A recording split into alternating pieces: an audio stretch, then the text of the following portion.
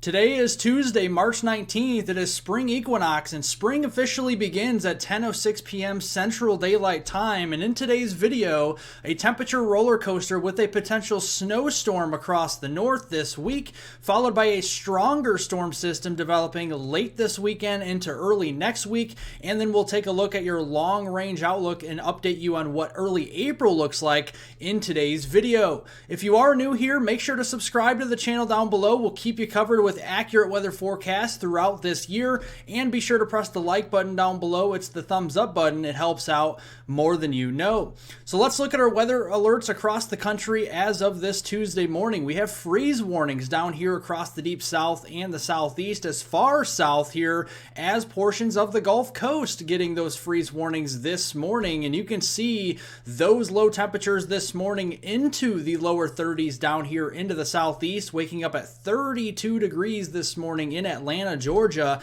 And our wind chill values, a little bit of a brisk wind out of the north and west, bringing those wind chill values down into the teens and 20s across the eastern and central United States this morning. And looking at our temperature anomalies going throughout the rest of the work week, on Wednesday, another cold front moving southbound out of Canada into the northern United States will bring another cool down to the upper Midwest. And then as we go into Thursday, the northern and northeastern U.S. and even southern Canada will remain very chilly as we go into Thursday. And that continues as we go into Friday, colder to the north, a little bit more milder weather across the south as we go to end this work week.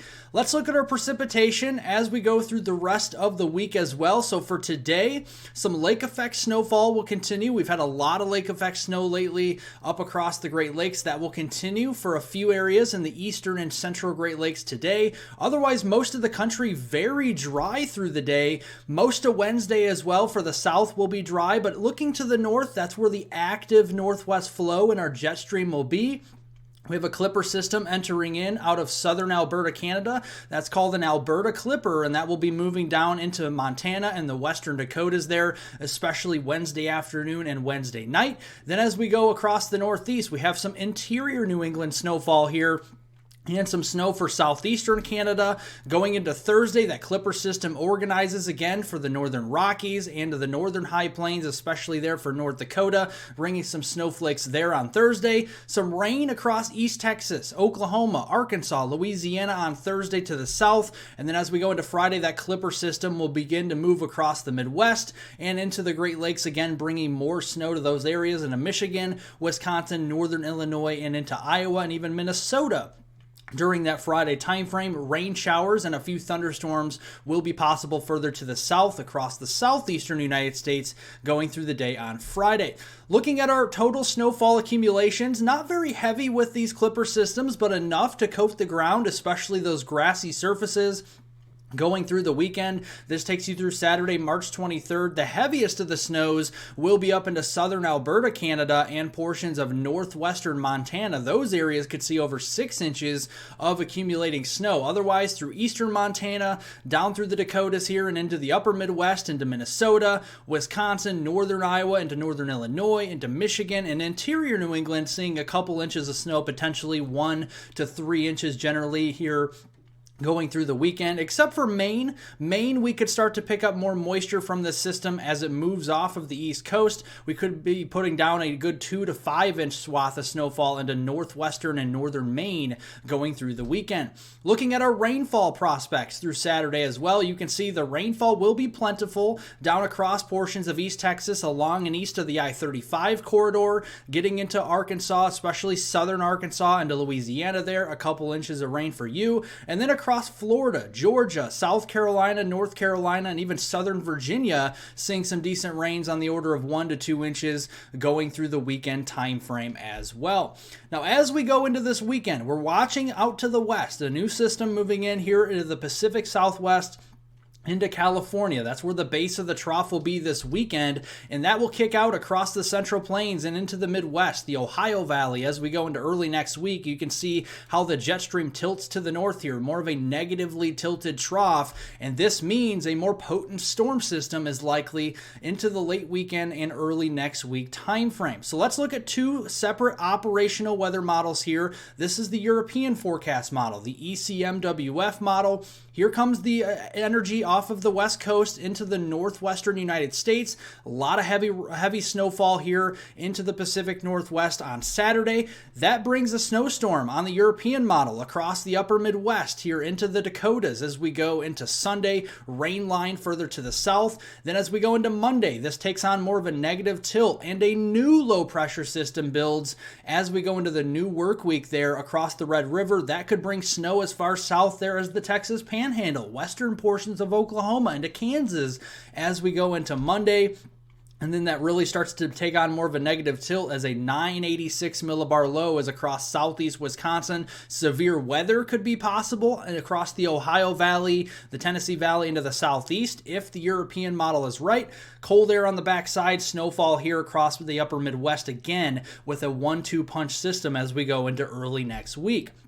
Now let's look at what the GFS model, the American model guidance shows. Same thing, heavy snow on Saturday across the northwestern United States here. Then that kicks off another snowstorm again across the upper Midwest. So this is in comparison to the European model. They're very similar now. The GFS, as you can remember yesterday, was a little bit further south with the track of the cold air and snow. It's actually pushed it more in line with the European model. So that does favor Minnesota, Wisconsin, parts of northern Iowa, and the Dakotas with snow there on Sunday with a snowstorm. Then here comes our second low pressure system. This one a little further north on the GFS than the Euro, but up into western portions of Oklahoma. But same theme here. We have snow potentially down into Colorado, New Mexico, the Texas Panhandle, up through Kansas and Nebraska there on Monday. And then this starts to take on a little bit more of a neutral tilt, not quite as negatively tilted on the GFS as on the Euro, but still a 993 millibar low, severe weather on the warm side, and a snow system, a 1-2 punch snow system late this weekend into early next week on the GFS. So these are coming in closer line with each other. Now let's look at our snowfall forecast potentially here. So looking here at the European model, heaviest snows up here across the upper Midwest, the eastern Dakotas, Minnesota, and northern and northwestern Wisconsin, and then into the UP of Michigan, and then eventually into Ontario. Saturday the 23rd through Tuesday the 26th. Compare that to the GFS, the American model here. You can see same theme, but a little bit more heavy with the snow. You're going to have a little bit of a heavier snow bias with the GFS model. That just happens, unfortunately. But you do see the eastern Dakotas, Minnesota, much more Wisconsin, a little bit further south still with the snow track, and then here into the UP of Michigan and eventually into Ontario. Again, Saturday, March 23rd through Tuesday, March 26th. Look at the rainfall prospects. The European model has the heaviest rain across the upper and middle Mississippi Valley there during the weekend and early next week. The GFS model a little bit further east and a little further south, favoring more of the mid and lower Mississippi Valley for the heaviest rainfall here late this weekend and into early next week.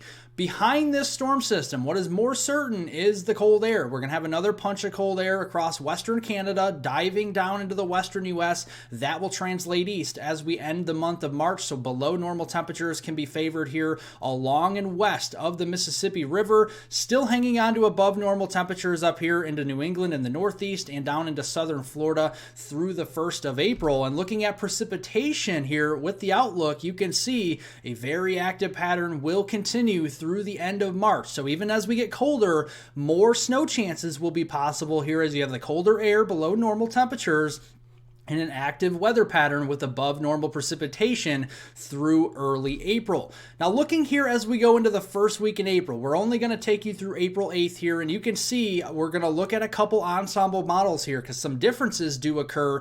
You can see here the ECMWF, the European Ensemble Guidance, the first week in April has a big trough moving in out west, warmer to the east. This would signal more of a severe weather potential for the central and eastern U.S. if this came to fruition, because it has more active weather across portions there of, say, the Midwest, the Ohio Valley, the Southeast, and the eastern seaboard during that first week in April. Compare that to the GFS ensemble during that same time frame through the 8th of April, still has a trough, not as significant, but also further west. So we kind of hang on to a high pressure system more across the northern U.S., more of that El Nino look, and that would favor more severe weather but further south than the Euro ensemble guidance shows. And you can see that would provide more active weather across the middle of the country, but that would also mean severe weather probably further south near the Gulf Coast and into the southeast on this ensemble model run.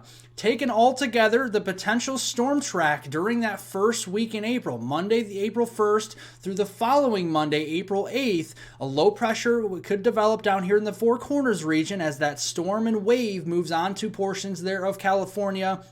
That will develop a low in the Four Corners. That will move across the central high plains and into the Ohio Valley and eventually turning up into southeastern Canada. Wherever this sets up, the southeastern and eastern side of that low will be the warm sector. Heavy rain, flooding, and severe weather will be likely. The cold side will be on the northern, the northwestern, or western side of the low, which would bring more of the mix of precipitation. That could be a mix of rain and snow and sleet and freezing rain, or all snow with a snowstorm still even into the first week in April. We will keep you covered on that. Thank you guys so much for watching. We will have more updates throughout the week, and I appreciate it. Subscribe to the channel if you are new here. Like the video by giving it the thumbs up down below, and I hope everyone has a wonderful first day of spring out there.